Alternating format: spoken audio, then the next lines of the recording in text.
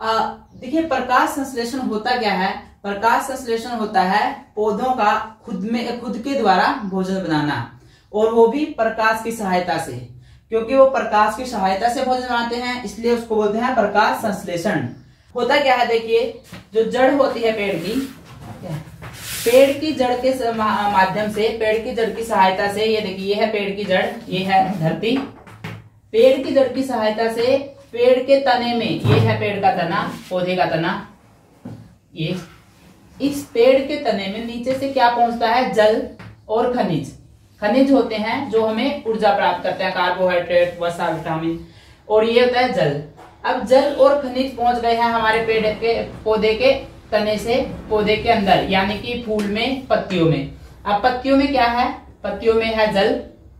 पत्तियों में एक होता है हरे रंग का वर्णक जिसको बोलते हैं, हरे रंग का, क्योंकि पत्तियां हरी होती हैं। लेकिन ये जरूरी नहीं है कि जिस पत्ती का कलर हरा हो उन्हीं में क्लोरोफिल होगा। ये है क्लोरोफिल का रंग हरा होता है, लेकिन जिन पत्तियों का रंग हरा नहीं होता उनमें भी क्लोरोफिल होता है।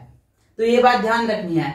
जहां पे अगर कोई भी पौधा है वो अपना भोजन स्वयं बना रहा है, इसका मतलब एक बात स्पष्ट है कि उसके अंदर क्लोरोफिल होगा ही होगा, तभी वो प्रकाश संश्लेषण कर पाएगा। इस समीकरण, जब मैं आपको समीकरण बताऊंगा तब आप इसको अच्छे से समझेंगे।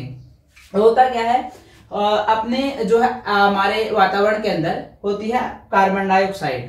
कार्बन डाइऑक्साइड प्रवेश करती है पत्तियों में।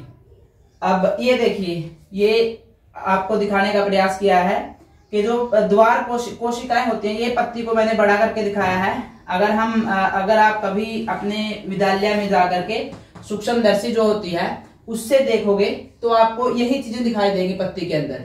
और पत्तियों के अंदर एक छोटे छोटे सूक्ष्म द्वार, जिन्हें रंध्री द्वार बोला जाता है, जिन्हें के रंध्री द्वार बोलते हैं हम, जिन्हें वो होते हैं, बहुत बहुत सूक्ष्म होते हैं वो, इतना कि हम उन्हें नंगी आंखों से नहीं देख सकते। उनके माध्यम से क्या होता है कि कार्बन डाइऑक्साइड जो है वो पत्तियों के अंदर प्रवेश करती है।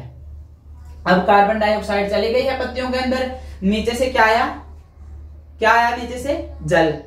अब जल है हमारे पास में कार्बन डाइऑक्साइड है और हमारे पास है क्लोरोफिल। अब प्रकाश संश्लेषण के लिए हमें एक और चीज चाहिए है, हमें चाहिए है सौर ऊर्जा। सौर ऊर्जा हमें कहां से मिलेगी, सूर्य के द्वारा। सूर्य की जो ऊर्जा आ रही है वो सीधी आ रही है पत्तियों के पास। अब हमारे पास में जो भोजन बनाने के लिए पौधों को जो 4 चीजें चाहिए है वो हमारे पास में सब कुछ है।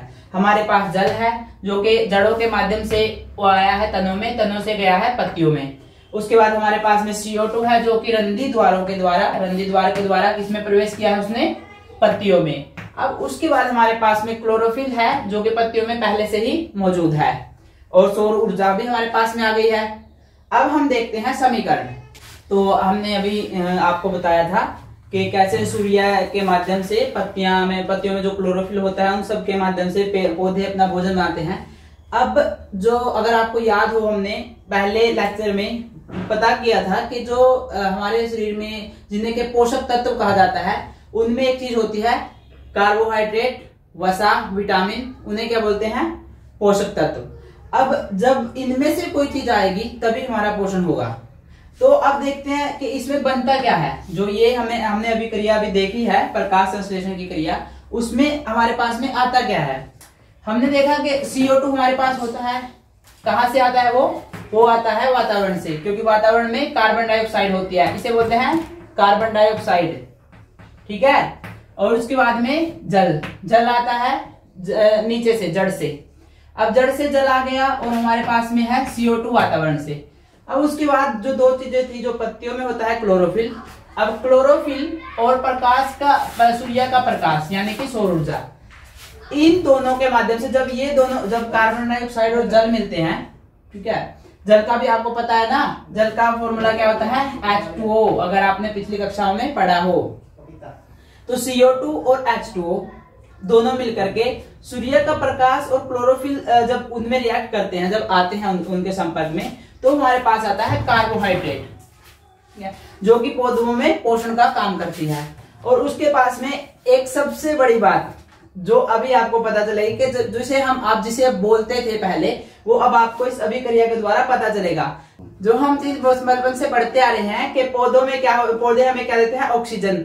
ये देखिए, ये रही आपकी ऑक्सीजन, जो पौधे हमें देते हैं, ये वाली ऑक्सीजन है वो, जो पौधे जल और कार्बन डाइऑक्साइड लेकर, और ये देखिए, ये जो कार्बन डाइऑक्साइड है, ये वो है जो हम बोलते हैं कि पौधे कार्बन डाइऑक्साइड लेते हैं, और ये वो ऑक्सीजन है, ये वो ऑक्सीजन है जो पौधे हमें देते हैं। और इसका क्रियाएं जब संपन्न होते हैं, कोई भी क्रिया हम संपन्न होते हैं, तो उनके हमें क्या देखने होते हैं, परिणाम।